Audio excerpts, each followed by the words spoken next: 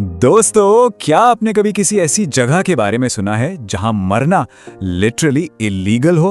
हाँ, आपने बिल्कुल सही सुना, मरना गैर कानूनी। आज के इस ट्रैवल एक्सप्लेनर में हम एक ऐसे मिस्टीरियस किंगडम का सफर करने वाले हैं जहां सूरज महीनों तक निकलता ही नहीं। एक ऐसी जगह जो एक्सट्रीम नेचर और खुशी का सबसे क्रेजी, सबसे माइंड बॉगलिंग कॉम्बिनेशन है। तो चलिए बिना किसी देरी के इस अनोखे सफर पर निकलते हैं।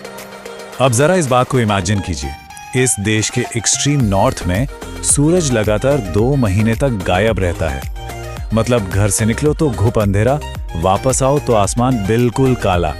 ये सिर्फ सर्दी की बात नहीं है, बल्कि एक ऐसी खामोशी और डार्कनेस है जो सब कुछ ढक लेती है। एक आम इंसान के लिए ये बिल्कुल किसी साईफाई मूवी के सीन जैसा साउंड करता है, राइट? पर वहां के लोगों की ये नॉर्मल लाइफ है।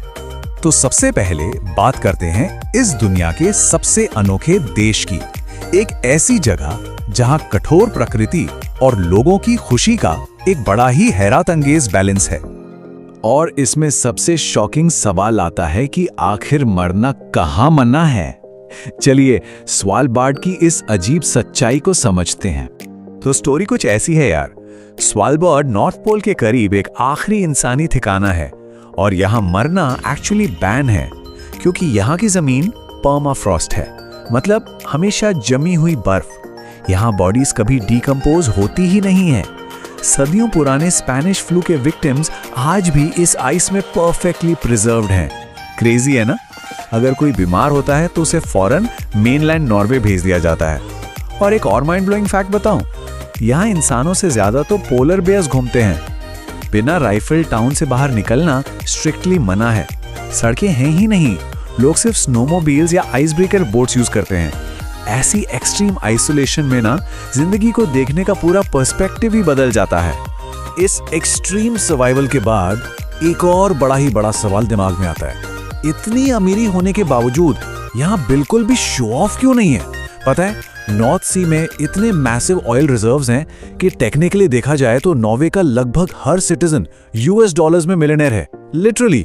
लेकिन फिर भी रोड्स पर कोई फ्लैशी सुपर कार्स या फालतू का शो ऑफ नजर नहीं आता। ऐसा क्यों भाई? इसका जवाब छिपा है इनके एक खास माइंडसेट में, जिसे अमीरी और जानते का कानून कहते हैं। यही इनकी सादगी का असली राज है। इस कॉन्सेप्ट को जेंटेलोवन या द लॉ ऑफ जानटे कहते हैं। यह कोई सरकारी कानून नहीं, बल्कि एक कल्चरल माइंडसेट है जो लोगों को शो ऑफ करने, ब्रैग करने या खुद को दूसरों से सुपीरियर समझने से रोकती है। यही वजह है कि बड़े से बड़े कंपनी ओनर्स ना एक पुराना सा वूल स्वेटर पहन के आराम से ग्रोसरी स्टोर निकल जाते हैं। ऑस्लो की स्ट्रीट्स पर लग्जरी कार्स इतनी आम हैं कि कोई पलट कर भी नहीं देखता। यहाँ दिखावे से ज्यादा कंफर्ट, इक्वालिटी और लाइफ के बैलेंस को वैल्यू किया जाता है। ये चीज सीरियसली हम सबको सीखनी चाहिए। और इनकी सोसाइटी का ट्रस्ट लेवल तो बाहर वालों को बिल्कुल फेक या अनरियल लगता है। मतलब आप खुद सोचो, फ्रीजिंग टेम्परेचर्स में लोग कैफेज के बाहर अपने बेबी स्ट्रोलर्स बिल्कुल अकेला छोड़ देते हैं। दुनिया के ज्यादातर हिस्सों में ये सोचना भी नामुमकिन है, पर यहाँ लोग आराम से अंदर बैठकर कॉफी पीते हैं बिना किसी फिक्र के। रोड साइड फ्रूट स्टैंड्स पर चले जाओ, वहां कोई सिक्योरिटी कैमरा नहीं, कोई एम्प्लॉय नहीं। लोग आते हैं, फ्रेश फ्रूट उठाते हैं, डब्बे में पैसे डालते हैं और चलते बनते हैं। ये अनमॉनिटर्ड ट्रस्ट सिस्टम यहाँ 100% परफेक्टली काम करता है। ये सेम ट्रस्ट लेवल इनके नेशनल इवेंट्स पर भी दिखता है, जैसे 17 मई जो नॉर्वे का कॉन्स्टिट्यूशन डे है। बाकी दुनिया में आपने देखा होगा, नेशनल डेज पर मैसिव मिलिट्री परेड्स होती हैं, टैंक्स निकलते हैं, पावर दिखाई जाती है। लेकिन यहाँ स्ट्रीट्स पर बच्चे अपने फ्लैग्स लहराते हैं, लोग अपने ट्रेडिशनल बुनत कपड़े पहनकर निकलते हैं।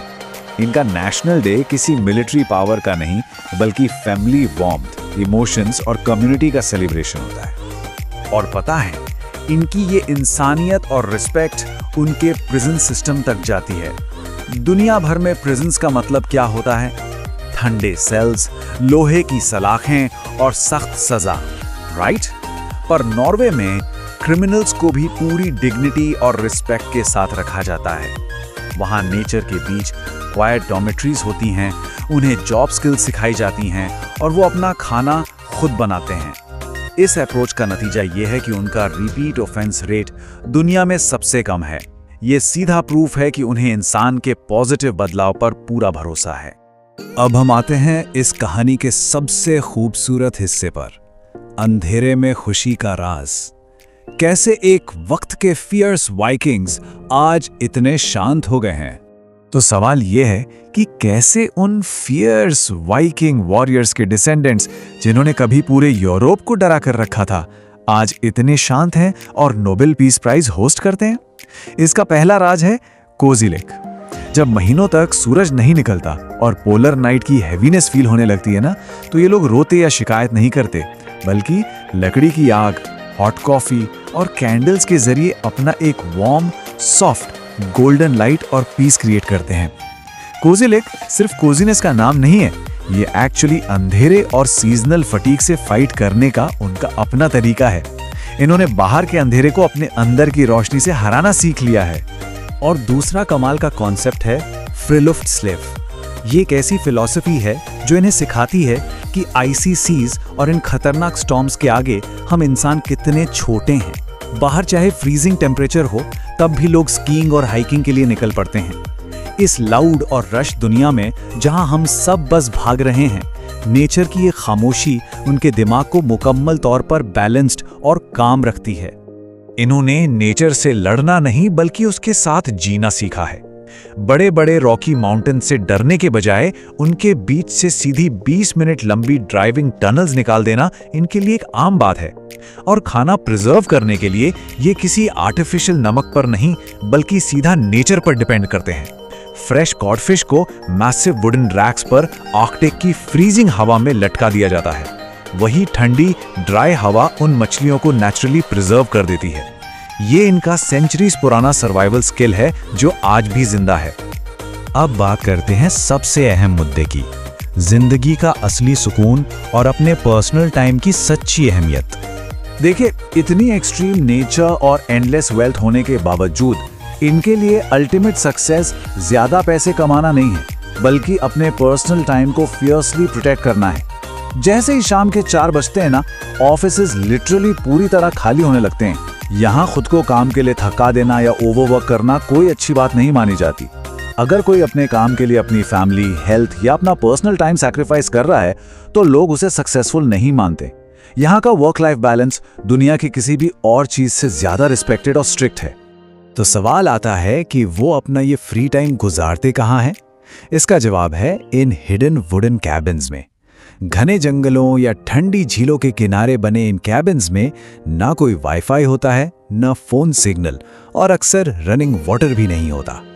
खुद लकड़ियां काटना, आग जलाना, खामोशी से बैठकर किताबें पढ़ना, यही उनका आइडियल वीकेंड एस्केप है। सोचो, जहां हम हर 2 मिनट में अपने फोन के नोटिफिकेशंस चेक करते हैं, वहां इनके लिए ये एब्सोल्यूट साइलेंस सबसे बड़ी, सबसे महंगी लग्जरी बन चुकी है। इस हैरत अंगेज सफर को हम इस एक बेहद प्रोफाउंड थॉट पर खत्म करते हैं। एक बामकसद जिंदगी ज्यादा हासिल करने से नहीं, बल्कि आखिरकार ये सीखने से आती है कि काफी क्या है। दोस्तों, नॉर्वे की सबसे बड़ी दौलत उनका ऑयल या उनका बैंक बैलेंस नहीं है, बल्कि उनका ठहर जाना है। एक ऐसी दुनिया में जो हमेशा और चाहिए और ज्यादा के पीछे भागती है, नॉर्वे हमें सिखाता है कि थोड़े में मुकम्मल सुकून कैसे पाया जा सकता है। तो जरा सोचिए, क्या हमारी जिंदगी की ये अंधी दौड़ कभी खत्म होगी, या हमें भी फाइनली ये सीखना होगा कि आखिर हमारे लिए इनफ क्या है?